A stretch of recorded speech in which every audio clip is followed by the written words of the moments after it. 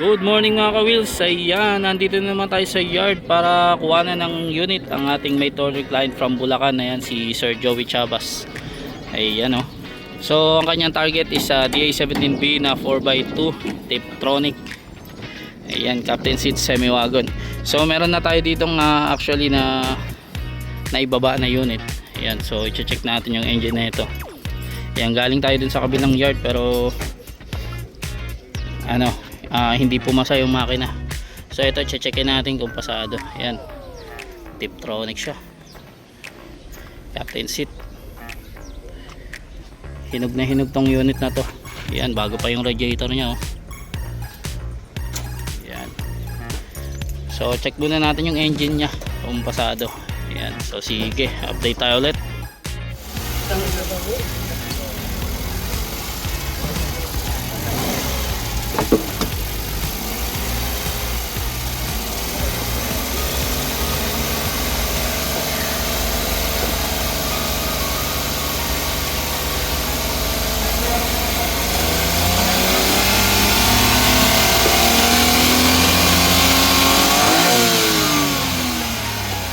Ganda ng turong nya.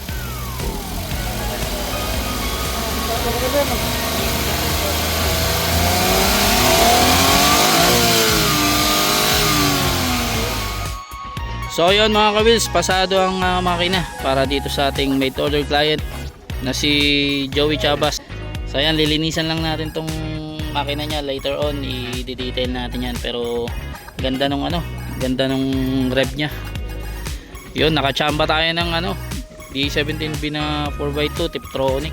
Ayan, non-turbo ito Ayan, automatic yan kapag kunyaring Tiptronic, non-turbo yan. Pag straight-matic may turbo. Ayan.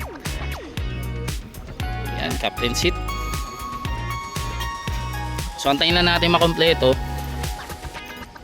bago natin i-pull out mamaya. Ayan. So congratulations kay Sir Joey Chavas. Ayan, napilian na namin kayo ng unit. You know? So i-build natin yan dito sa ating shop. Ayan. So mag-update ulit kami.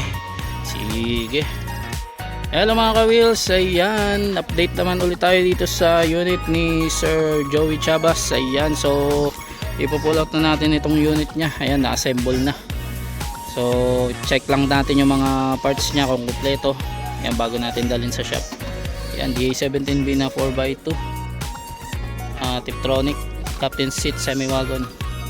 Ayan o.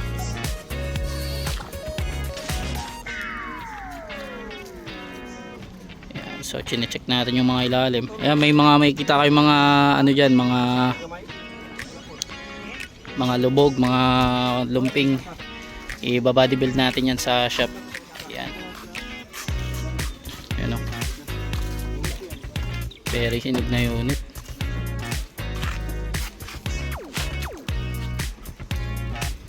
So mag-update ulit kami para dito sa unit ni Sir Joey Chavas. Ayan, ready to build na ang inyong unit. Congratulations. Sige.